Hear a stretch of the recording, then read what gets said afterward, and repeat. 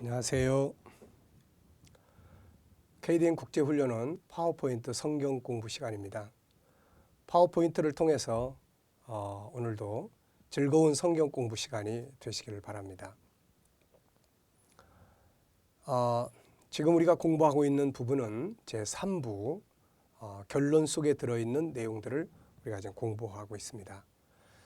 제3부는 당신 속에 있는 보물을 사용하라 하는 제목 가운데 네 가지의 제목을 가지고 있습니다. 첫째는 가치를 바꾸자. 두 번째는 인본주의의 정체. 세 번째는 하나님이 주신 리더십을 회복하자. 네 번째는 창조론자들의 인생의 목적은 무엇이 되어야 하는가 하는 제목들입니다. 그 가운데서 우리가 몇 시간에 걸쳐서 이 가치를 바꾸자 하는 제목을 가지고 우리가 공부를 했습니다. 이스라엘 백성들이 실패했던 이유, 그것은 하나님의 능력이 부족해서도 아니었고 또 환경이 어려워서도 아니었습니다. 바로 애굽에서 종살이하던 애굽의 가치를 버리지 못하는 데서 그 실패의 원인이 있었던 겁니다. 하나님이 오늘 우리를 부르신 것도 그들을 부르신 것과 목적은 다르지 않습니다. 이 시대에 천국 복음을 온 세계에 증거하시고 택한 백성들을 구원하시고 하나님의 나라의 영광에 참여케 하기 위해서 하나님 우리를 먼저 부르신 것이죠. 그래서 우리를 귀하게 쓰기를 원하시고 우리 역시 늘 기도하는 제목이 무엇입니까? 우리와 우리 자녀들이 하나님 앞에 소중하게 쓰임을 받기를 원하는 것이죠. 그런데 이렇게 하나님 앞에 우리가 소중하게 쓰임을 받고 또 하나님 앞에 은혜와 복을 받는 백성이 되기 위해서 가장 중요한 문제가 세상의 가치, 이것을 바꿔야 된다는 것을 우리가 계속 강조해 왔습니다. 이 시간에는 이제 두 번째 큰 제목으로서 이 인본주의의 정체는 과연 뭐냐 이거. 과연 인본주의가 사람에 의해서 만들어졌지만은 이게 정말 사람에 의해서만 된 것이냐, 아니면 그 배후에 뭐가 있는 것이냐. 그래서 이제 몇 시간에 걸쳐서 인본주의의 정체가 무엇이냐 하는 부분을 우리가 정리해 보도록 그렇게 하겠습니다.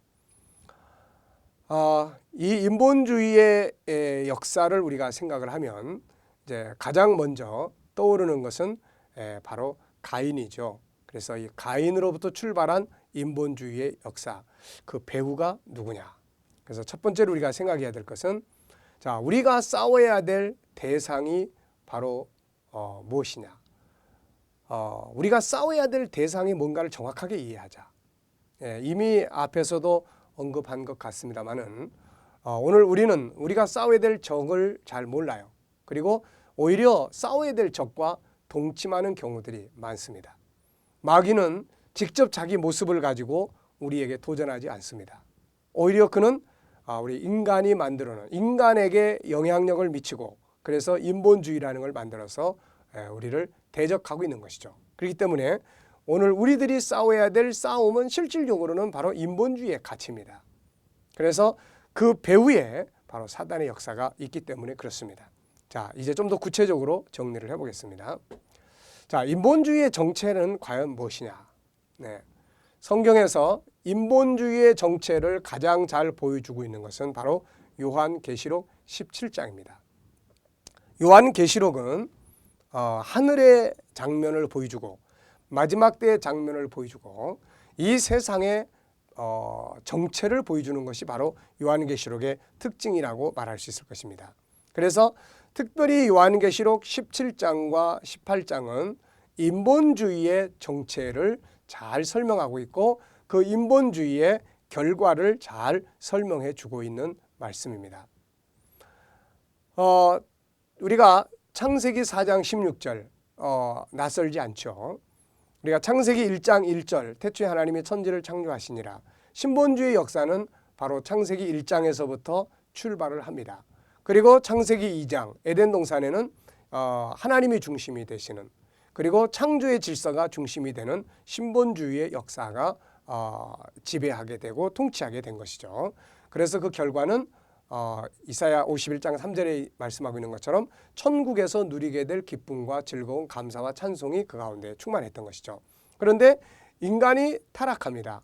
마귀가 창세기 3장에 들어와서 사람에게 하나님의 말씀이 아닌 다른 이야기를 들려주죠. 인간은 그 다른 이야기, 마귀의 이야기, 거짓된 이야기를 뿌리쳐야 했음에도 불구하고 인간은 그 말을 받아들임으로써 하나님의 말씀을 버리게 됩니다. 그리고 이제 이어지는 창세기 4장 16절에 보면은 가인이 여호와의 앞을 떠나 나가 에덴 동편 노 땅에 거하였다고 기록하고 있습니다. 여호와의 앞을 떠났다는 말은 굉장히 중요합니다. 인간은 하나님과 같이 살도록 만들어졌습니다. 천국은 하나님과 사람이 같이 사는 곳이죠. 그래서 우리 인간이 하나님을 떠나서 살 수 없는 것입니다. 그런데 가인이 여호와의 앞을 떠났습니다. 이때부터는 하나님이 없는 생각들을 하기 시작하죠. 하나님이 없는 인생을 만들어가기 시작합니다. 하나님이 없는 철학을 하기 시작하고 하나님이 없는 과학을 하기 시작하고 하나님이 없는 사회 질서를 만들어가기 시작합니다. 이것을 우리는 인간이 중심이 돼서 만들어진 것들이기 때문에 인본주의 이렇게 이야기를 하는 것입니다. 인간은 그 말을 받아들임으로써 하나님의 말씀을 버리게 됩니다. 그리고 이제 이어지는 창세기 4장 16절에 보면은 가인이 여호와의 앞을 떠나 나가 에덴 동편 노 땅에 거하였다고 기록하고 있습니다. 여호와의 앞을 떠났다는 말은 굉장히 중요합니다. 인간은 하나님과 같이 살도록 만들어졌습니다. 천국은 하나님과 사람이 같이 사는 곳이죠. 그래서 우리 인간이 하나님을 떠나서 살 수 없는 것입니다. 그런데 가인이 여호와의 앞을 떠났습니다. 이때부터는 하나님이 없는 생각들을 하기 시작하죠. 하나님이 없는 인생을 만들어가기 시작합니다. 하나님이 없는 철학을 하기 시작하고 하나님이 없는 과학을 하기 시작하고 하나님이 없는 사회 질서를 만들어가기 시작합니다. 이것을 우리는 인간이 중심이 돼서 만들어진 것들이기 때문에 인본주의 이렇게 이야기를 하는 것입니다. 그래서 우리가 인본주의에 그러면은 가인으로부터 출발을 하게 되는 것이죠. 이 가인으로부터 출발된 인본주의 역사는 홍수 심판을 거치게 됩니다. 그리고 바벨탑 사건을 통해서 온 세계로 흩어져서 각 인본주의의 도시를 만들고 인본주의의 제국을 만들고 인본주의의 국가들을 만들어 가면서 마침내 그 끝을 맞이하게 되는데 그 끝 마지막으로 등장한 인본주의는 바로 요한계시록 17장 18장의 내용이 되는 것입니다. 여기서 17장은 인본주의 정체를 설명하고 있고 18장은 그 인본주의가 불타서 사라지는 하나님의 심판의 장면을 보여주고 있는 것입니다. 자, 그래서 우리가 인본주의 그러면은 바로 이 가인으로부터 출발한 창세기 4장 16절을 여러분들이 꼭 기억해 두시기 바랍니다. 자, 창세기로부터 요한계시록까지에 나타나고 있는 인본주의 역사를 우리가 도표로 한번 쭉 이렇게 그려보면 다음과 같습니다. 제일 먼저 가인으로부터 시작을 합니다. 인본주의. 그 다음에 이 가인으로부터 시작한 인본주의는 노아의 홍수 심판을 이제 만나게 되죠. 그리고 노아의 홍수 심판 이후에 이 바벨탑 사건을 통해서 창세기 10장에서 창세기 11장에서 바벨탑 사건을 통해서 세계로 인류가 흩어집니다. 이때 인간이 가지고 간 문화는 신본주의 문화가 아니죠. 바로 인본주의 문화입니다.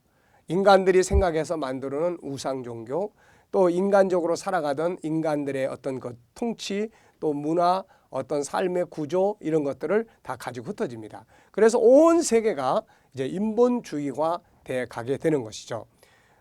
여기서 이제 하나님은 온 세계로 흩어진 모든 인간들에게 인본주의가 아닌 하나님 중심의 세계를 보여주시기 위해서 가나안 땅을 선택하셨고 아브라함을 선택하셨고 그들의 후손들을 통해서 이 복음을 전하게 하시고 오늘 우리들에게까지 이 복음이 들어오게 하심으로써 우리가 인본주의를 버리고 하나님 중심의 세계로 들어오게 된 것입니다.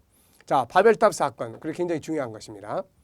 자, 여기서 이제 흩어진 인본주의는 이제 흩어지면서 모여 살면서 이제 인본주의의 도시를 만들게 됩니다. 그리고 인본주의의 국가들을 만들어가게 되는 거죠. 그 중에 대표적인 것들이 바로 이제 소돔 고모라입니다. 소돔 고모라는 당시에 바로 이 대표적으로 있었던 인본주의의 성이었죠. 그래서 물질 문명이 발전했고 성적인 타락이 아주 극성을 부렸고 사치와 향락, 우상 숭배 이런 것들로 가득 차 있던 도시였습니다. 이게 인본주의의 결론이니까요. 그 다음에는 이제 애굽입니다. 애굽은 하나의 제국으로서 인본주의의 모습을 보여준 나라죠. 그래서 뭐 우상 숭배, 왕으로부터 시작해서 다 신의 아들, 뭐 신이 되는 이런 나라였죠. 그리고 역시 발전한다는 것은, 물질 문명이 발전한다는 것은 사치와 향락의 발전으로 간다는 것입니다. 자, 그 다음에 이제 애굽에서 나왔지만은 이들이 이제 들어간 가나안 땅 문화, 이것도 보통 심각한 문화가 아니었습니다. 하나님께서 레위기 18장이나 19장을 통해서 우리들에게 이때 당시에 가나안의 문화를 보여주는데, 특히 우상 숭배뿐만 아니라 이 성적인 타락이 아주 엄청나게 발전했어요. 그래서 동성연애뿐만 아니라 뭐 근친상간이라든지 또 뭐 이런 부분들뿐만 아니라 나중에는 동물들과 성적 관계를 가질 정도로 이들은 아주 타락한 그런 문화를 만들게 된 것이죠. 그래서 하나님께서 이스라엘 백성들을 가나안 땅에 가게 하시면서 가나안 땅의 문화를 받아들이지 마라, 이제 그렇게 경고하시면서, 가나안 땅의 죄악이 너무 커서 이 가나안 땅이 가나안 백성들을 다 토해내 버리고 있다. 그러니까 너희들도 그 땅에 들어가서 그렇게 범죄하게 되고 그 문화에 섞여 살면 그 땅이 너희를 용납하지 않을 거다, 이렇게 미리 경고해 두셨던 것이죠. 안타깝게도 이들의 문화를 오늘 우리나라에서 많이 보게 되고 우리들이 사는 세상에 너무 많이 보게 된다는 것이 정말 안타까운 것이죠. 자, 그 다음에 이제 나타나는 것이 이제 제국으로 아시리아 제국이 등장합니다. 바벨론 제국이 등장을 하죠. 그리고 메데 바사가 등장을 하고, 그 다음에 인류 역사에 참 엄청난 영향을 미쳤던 나라 중에 하나인 헬라가 등장을 합니다. 뭐 민주주의의 발상지, 또 그 다음에 뭐 철학의, 그 다음에 또 문학의, 사상, 정치, 뭐 인본주의의 그야말로 꽃을 피웠던 그런 모든 것들이 바로 이 헬라에서 등장하게 됩니다. 그 다음에 이제 여기서 등장했던 것이 또 무엇입니까? 이제 나중에 정치적으로 로마가 등장을 하게 되죠. 그래서 헬라의 철학과 문학이나 이런 것들이 로마에 와서 또 열매를 맺게 됐던 것입니다. 자, 이런 과정 속에서 성경은 이 구로마 이후에 역사를 쭉 진행돼 가면서 결국 마지막에 신로마 제국이라고 하는 인본주의의 마지막 제국을 소개를 하고 있습니다. 이것이 바로 요한계시록 시대예요. 그래서 요한계시록 17장, 18장은 바로 마지막 시대의 인본주의의 국가인 신로마 제국, 바로 전 세계가 설명되고 있는 모습을 보여주고 있습니다. 그래서 가인 창세기로부터 시작해서 요한계시록까지 인본주의의 역사는 이런 모습으로 흘러들어왔고, 그러면서 발전해 왔고, 오늘날에도 역시 이 인본주의 역사는 온 세계 속에 물질 문명을 발전시키고 있고, 우상의 문화를 발전시키고 있고, 타락과 향락의 문화를 발전시키고 있고, 인간을 그야말로 멸망으로 끌고 가는 그런 역할을 지금 하고 있는 것입니다. 가인이 만든 인본주의는 이미 우리가 다 살펴봤습니다마는 새로운 질서를 만들었죠. 하나님 중심, 천국 중심, 인간의 영혼 중심, 그 다음에 사랑의 질서, 이런 것들이 다 사라져버리고 오직 물질만을 중요하게 여기는 물질 문명, 이걸 만들었습니다. 물질 문명. 오직 이 세상 나라가 중심이죠. 그래서 이 세상에 먹고 마시고 즐기고 뭐 이런 육체적인 것, 물질 문명만 발전시켜요. 영적인 천국의 문화를 발전시킨 게 아니라 물질 문명을 발전시킵니다. 자, 그 다음에는 새로운 이제 인간관계 질서를 만들어 놨는데 바로 약육강식이죠. 그래서 힘 있는 사람이 힘이 없는 사람을 지배하고, 그리고 약한 자는 종이 되거나 도태되는 이런 질서죠.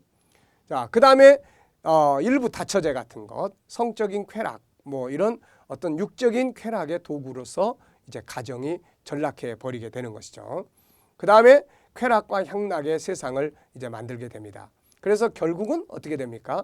뭐 노아 시대, 홍수 시대, 그 다음에 뭐 소돔과 고모라, 이렇게 해서 결국 멸망에 이르게 되고 맙니다. 역사상에 등장했던 모든 인본주의 제국들은 다 망했습니다.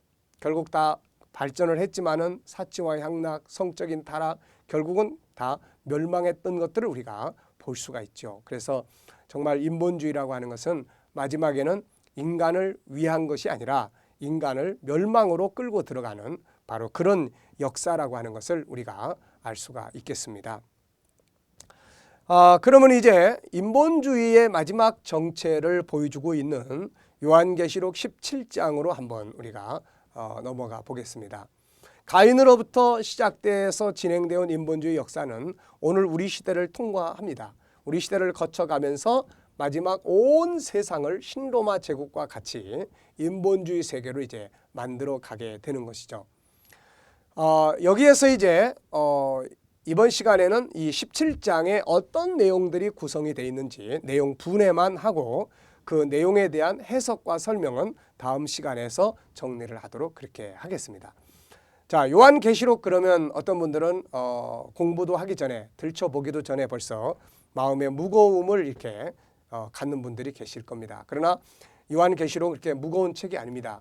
우리가 정말 잘 알아야 되고 또 아주 쉽게 이해할 수 있는 책이 또 요한계시록입니다. 우리가 이런 내용들을 잘 모르다 보니까 신천지라든지 이단들이 바로 이 요한계시록을 무기로 삼아가지고 성도들을 미혹하고 있는 것입니다. 심지어는 계시록을 알아야 구원을 받느냐 못 받느냐 뭐 이런 이야기까지 질문을 하는데 구원받는데 계시록이 무슨 필요가 있겠습니까? 성경에서 말하는 구원의 전제 조건은 예수 그리스도의 십자가를 통해서만 우리가 구원을 받는 거 아니겠어요? 다만 구원받은 성도들이 기다리고 있는 하나님의 나라가 임하기 직전에 일어날 일들을 기록한 것이기 때문에 이 내용을 아는 것이 우리 성도들에게는 도움이 되고 그 시대를 살아가는데 필요하기 때문에 보는 것입니다. 이런 단순한 이야기들조차도 모르면은 결국은 그런 사단의 미혹과 유혹에 빠지게 되는 것입니다. 자, 이제 앞으로 우리가 이 정체성 시리즈를 쭉 공부해 가다 보면은 이제 이 다니엘서나 요한계시록을 천국의 이정표라는 제목으로 한번 정리를 할 시간이 이제 오게 될 것입니다. 여기서는 인본주의의 정체를 다루고 있는 17장과 18장의 이야기만 정리를 해보도록 하겠습니다. 먼저 17장에 대해서만 내용 분해를 한번 정리해 보겠습니다.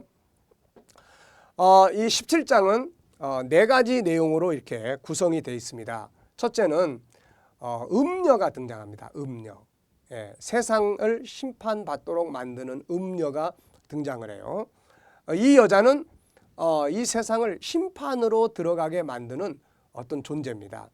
자, 그 다음에 두 번째로 나타나는 것은 음녀가 앉아 있는 것들이 있어요. 음녀가 타고 있는 것들. 다시 말하면 음녀가 지배하고 있는 어떤 것들이 여기에 다 소개가 되고 있습니다.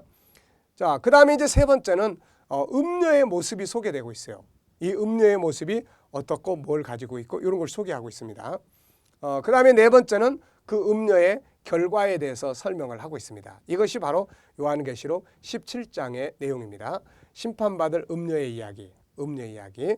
나중에 이제 이야기를 하겠습니다만은 결국은 이 음녀는 인본주의를 가리키는 말입니다. 왜냐하면 온 세계를 지배하면서 멸망으로 이끌고 가는 하나의 정신세계이기 때문에 이것은 뭐 다른 것으로 설명하기에는 어려움이 많고 이게 바로 인본주의다. 그래서 인본주의를 여기서는 음녀다 이렇게 표현을 하고 있습니다. 요즘에 우리 사회는 사실 음란, 음행, 음녀 뭐 이런 것들로 너무 꽉 차 있습니다.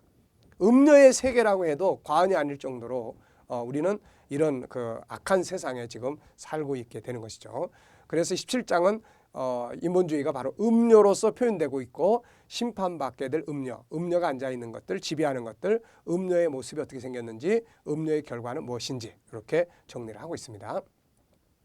자, 세부적으로 정리를 해보면 먼저 첫째는 심판받을 음녀를 이렇게 소개하고 있습니다. 그것이 계시록 17장 1절인데요. 한번 다 같이 우리 읽어보겠습니다. 또 일곱 대접을 가진 일곱 천사 중 하나가 와서 내게 말하여 가로되 이리 오라 많은 물 위에 앉은 큰 음녀의 받을 심판을 너에게 보여주겠다. 내게 보이리라. 이렇게 말씀하고 있습니다. 그래서 17장은 세상을 멸망으로 가게 만들고 있는 음녀를 소개하고 있다는 거죠. 자, 두 번째는 음녀가 앉아 있는 것이 있습니다. 이 음녀가 앉아 있는, 타고 앉아 있는 것이 두 가지가 소개되고 있습니다. 이것이 아주 중요한 것입니다. 음녀가 타고 앉아 있는 것 두 가지. 그 첫째는 무엇입니까? 17장 1절을 보면은 많은 물 위에 음녀가 앉아 있는 것을 사도 요한이 봤죠. 한번 읽어보죠. 또 일곱 대접을 가진 일곱 천사 중 하나가 와서 내게 말하여 가로되 이리 오라 많은 물 위에 앉은 큰 음녀의 받을 심판을 내게 보이리라 그랬습니다. 그러니까는 이 음녀는 많은 물 위에 앉아 있는 거죠. 다르게 말하면 많은 물을 지배하고 있다는 것입니다. 이 물이 뭔가를 우리가 이해하면은 음녀가 그것을 지배하고 있다는 것을 우리가 이해할 수가 있게 되는 것이죠. 그래서 이 음녀는 두 가지를 타고 있는데 첫째는 바로 뭐예요? 많은 물 위에 앉아 있다. 두 번째는 7머리 10뿔이 달린 붉은 빛 짐승을 타고 있습니다. 아주 희한한 짐승을 보여주고 있죠. 머리가 7이고 그 다음에 뿔이 10개가 달려있는 그런 짐승을 이 음녀가 딱 타고 있습니다. 17장 3절 읽어보겠습니다. 곧 성령으로 나를 데리고 광야로 가니라. 내가 보니 여자가 붉은 빛 짐승을 탔는데 그 짐승의 몸에 참남된 이름들이 가득하고 7머리와 10뿔이 있으며. 그래서 이 여자가 타고 앉아 있는 것 두 가지 기억하시기 바랍니다. 하나는 뭐예요? 많은 물 위에 앉아 있다는 것. 또 하나는 7머리와 10뿔이 달린 붉은빛 짐승을 타고 앉아 있다는 것. 이것을 기억해 두시면 되겠습니다. 자, 세 번째는 이제 이 음녀의 모습을 이제 소개를 하고 있는데요. 이 음녀의 모습을 소개를 하고 있습니다. 온 세계가 이 음녀와 먼저 음행하고 있다고 17장 2절에서 지적을 해주고 있습니다. 온 세계가 이 음녀와 함께 음행을 하고 있다는 거죠. 이 음녀가 가지고 있는 것들과 섞여서 산다는 이야기입니다. 자, 이 음녀의 모습을 이제 좀 더 자세하게 다루고 있는 것이 17장 4절입니다. 네, 한번 다 같이 읽어보죠. 그 여자는 자주빛과 붉은빛 옷을 입고 금과 보석과 진주로 꾸미고 손에 금잔을 가졌는데 가증한 물건과 그의 음행에 더러운 것들이 가득하더라 그랬습니다. 예, 아주 이 물질 문명을 잘 소개를 하고 있습니다. 자주빛과 붉은빛 사치죠. 그리고 금과 보석 사치입니다. 진주로 꾸미고 손에는 금잔을 가지고 있는데 그 안에 가증한 물건과 음행에 더러운 것들이 꽉 차 있습니다. 우리가 보통 성경 속에서 가증한 물건 그러면 보통 우상들을 많이 가리킵니다. 그래서 이 여자가 가지고 있는 금잔 속에는 우상들이 가득 들어 있습니다. 온 세계를 이 우상으로, 그야말로 이세벨과 같은 여자처럼 우상으로 가득 차게 만들고, 그 다음에는 이 여자의 잔 속에 음행에 더러운 것이 꽉 차 있습니다. 그래서 이 마지막 시대는 그야말로 이런 음행적인 것들이 온 세계에 가득 차게 되는 것이죠. 오늘날 우리 사회나 우리 그야말로 청소년들의 세계나 이런 것들을 보면 너무 답답하고 안타까운 일들이 많아요. 드라마라든지 이런 것들이 얼마나 많이 음행에 가득 차 있는지 모릅니다. 이런 것들을 우리는 전혀 부담 없이 즐기고 있다는 것 자체가 이미 우리가 그만큼 거룩성에서 멀어지고 있다는 것을 의미하는 것이죠. 자, 그리고 15절에는 이 여자의 이름들이 있습니다. 이 여자의 이름들. 그래서 이 여자의 이름을 뭐라고 그러냐면은 비밀이다 이렇게 이야기해요. 비밀. 네, 잘 모르죠. 비밀. 그래서 사람들이 이 정체를 잘 모르는 겁니다. 그 다음에는 큰 바벨론이라 이렇게 이야기해요. 바벨론 그러면 먼저 여러분들이 딱 생각나는 것이 있잖아요. 바벨론. 예, 그러면은 바로 뭘 이야기합니까? 이것은 우리가 바벨탑 사건은 거기서부터 세계로 흩어진 바벨론 정신, 우리가 이런 거 생각나죠. 땅의 음녀들과 가증한 것들의 어미, 모든 가증한 것, 모든 음행, 모든 그런 것들은 다 어디서부터 출발했냐면은 다 여기서부터 출발을 한 것입니다. 다 여기서부터 출발한 거예요.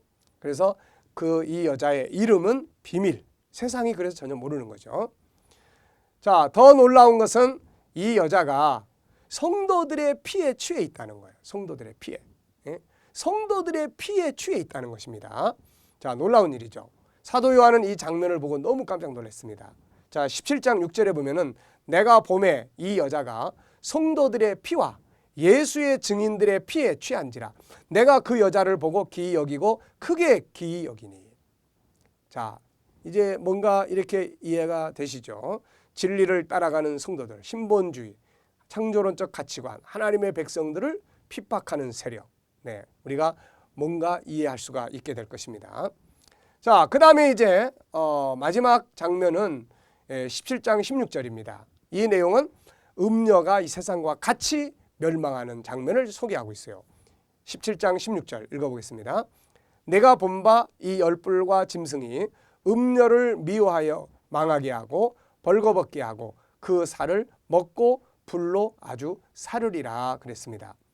네, 음녀라고 불리우는 이 여자가 결국은 그 자기가 타고 앉은 것들과 같이 불로 태워져서 멸망에 당하는 그런 장면이 되는 것입니다.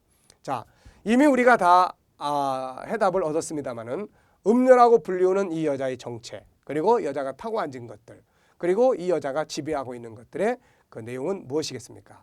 이제 다음 시간에 이어서 이제 이 17장에 대해서 좀 더 우리가 설명하고 그 의미들을 정리해 보도록 하겠습니다.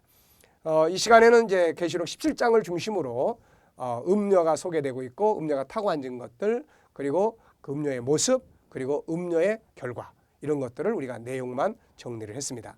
다음 시간 계속하겠습니다. 감사합니다. 수고하셨습니다.